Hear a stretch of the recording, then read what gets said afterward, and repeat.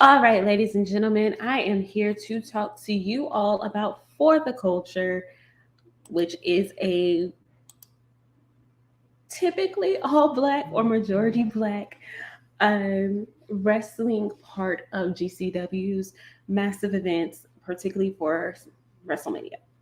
So we're gonna go ahead and jump right in. You can see the card right behind me. It was a banger. Definite banger. Very proud, very excited about this. So we had to start off with, we had a scrabble match with Darius Carter, Asher Starr, Judas, Keita Murray, Teriyaki, Devin Monroe, and Faye Jackson. Super excited to see Faye Jackson back. It was really good. A lot of back and forth. And it at times it felt like it could have been clunky, but it wasn't. And it ended with Darius Carter being his usual sneaky self and sliding on in there and getting the pin and then just being like, gotta be smart with that because everyone thought they had taken him out. And he was just kind of over there resting while they beat everybody else up. It was really great to see Faye Jackson.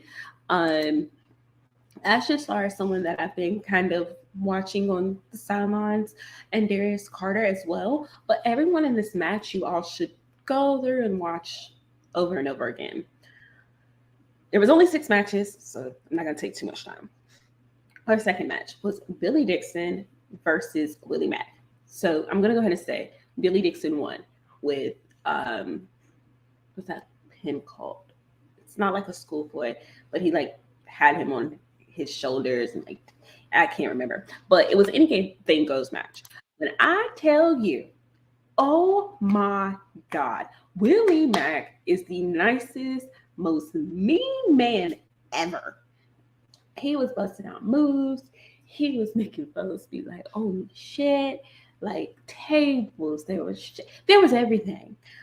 He really should have won earlier. However, our good friend Mr. Willie Mack decided he was going to go for the stunner, which is kind of his thing, and that is how he got pinned. Um, Billy Dixon reversed it and pinned him. This was a very good Haas fight match. It is one that I personally would watch again and probably will once everything is done. Um, I loved it. We had an interesting match with some folks that I had never really heard of.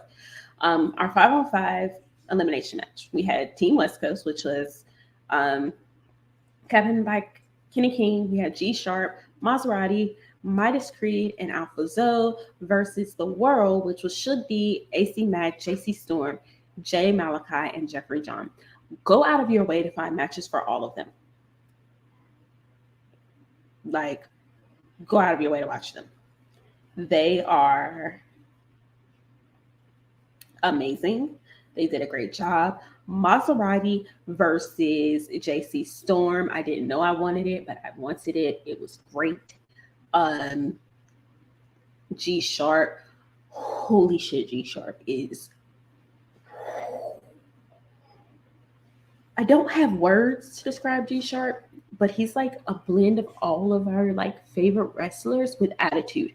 Just the attitude that he has of I'm the shit. I know it. Why are y'all playing on me? I loved it.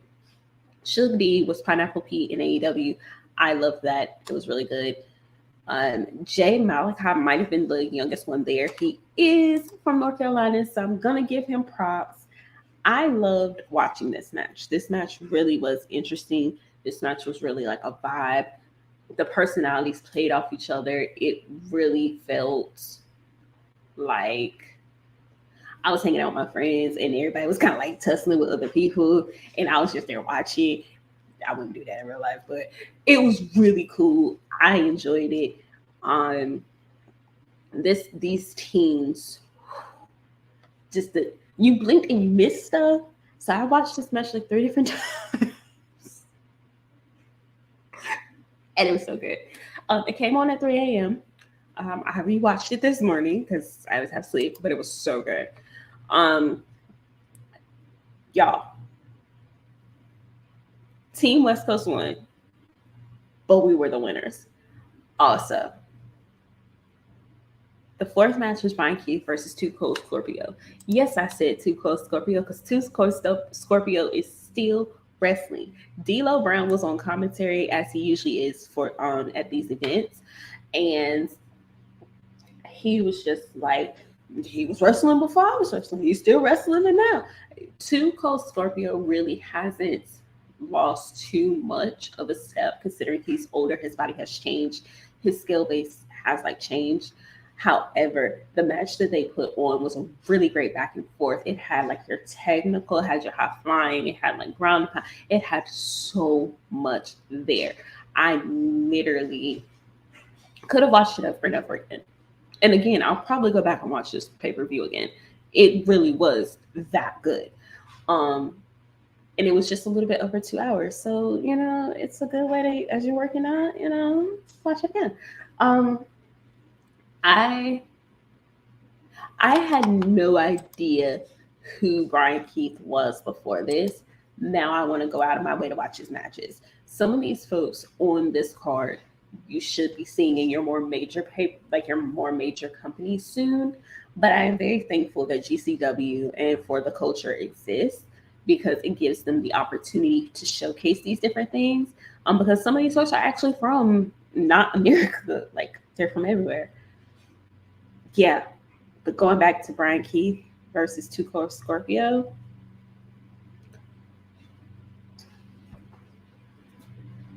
it's like that. It is like that. Our fifth match was a three-way match for the Black Wrestlers Matter Championship, and it was Myron Reed versus Man Like Darius and Kevin Knight. I didn't know too much about anybody. I, again, came away wanting to watch more of them. These men put on a match that I wish I was there for. It was a lot of back and forth. It was a lot of high flying. It was a lot of really interesting things designed to build to having folks watch it, but also showcasing their skills. I personally, I want to see these three. I want to see these three again. I want to see them in different companies. I want to see them again. I think they are really great at what they do. And I am just like, how did I not know about these folks before? Myron Reed was the champion going in. He won. It was his first title defense, I believe they said. But I was so proud of just like how they flowed together. It was really good. Now, up until this, the card was really good. There was no matches to skip. There was nothing like missable on it. But that continued with the main event, which was for the Pan-African World Diaspora Wrestling Championship. Trish Adora was the champion versus Calvin Tankman. If you are not a fan of intergender wrestling, watch a Trish Adora match. This woman put on an amazing match. Calvin Tankman did as well. It was parts that I was like, I don't know if she gonna win. And there was parts where like, I don't think he gonna win. I'm over here like, are we gonna have countouts? Are we just gonna like, what happens and nothing happens?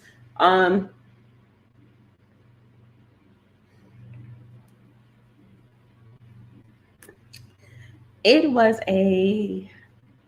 was one of those matches that you want to find yourself watching. It was one of those matches that the finish kind of was like, oh, but could I just get a little more? Just a little more? Not like just a little. Just much right here. But it was one of those matches. Like one of those matches. It was, yeah. There were no LVP. Well, I'm the LVP because I wasn't there. The MVPs were the wrestlers on this like card, as well as the folks in the crowd. I know it was kind of rough because Wale Mini was also last night, and that's typically a big event that a lot of folks go to. But it's really great to see Black wrestlers getting shine, Black wrestlers from across the world getting shine. And I honestly, for me, this pay-per-view is probably the most important one of WrestleMania weekend. Like, yeah, you have Mania, yeah, you have other shows, but this one was a really, really important one for us to see and like interact with. I was so proud of everything. I was excited to watch it. It was on Fight, and I think if you got blood, like if you got any of the GCW things, I think you get all of them. I'm not entirely certain, but I would go out of my way to watch it again. I think you guys should go out of your way to watch it. And overall, for me, For the Culture gets a out of 10. I'll give it an 8, just because the time, and then also I wish that there was some just a little bit more in some of the matches, but I also understand, the time. All those wrestlers who are on this card, I expect to do great things. They were wonderful. Go out of your way to watch them. Yeah, from start to finish, the card was booked well. It flowed. Your announcer was really great. I apologize for not knowing his name.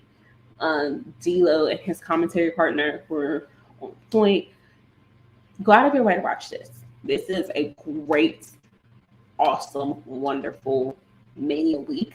It was a very good palate cleanser, and it makes you wonder, like, why aren't, more Black wrestlers look better? Especially, Willie Mack on AEW. Just saying. Okay.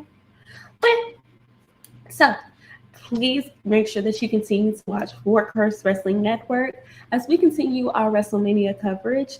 Also, make sure to tune in live on Tuesdays at 10:30 p.m. Eastern for the cookout. Come for the wrestling, stay for the chaos. We drop recorded videos on Wednesday and Friday. Wednesdays is All for Naught, where again it's chaos. We try. Stay around and watch on Fridays for Friday Night Fights. It starts at 8 p.m. Eastern.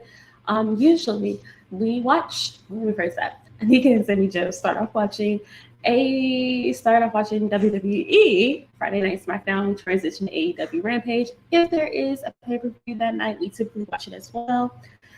And on Saturdays, we drop Under the Radar, which is our not so talked about shows, but they really do matter.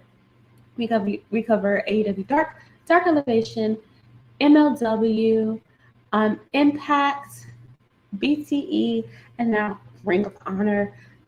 Make sure you watch that. And anytime that there's a pay-per-view, expect to see us there, either here or for GCW watch-alongs on True Hill Heat Gaming on Twitch. I will catch you guys later.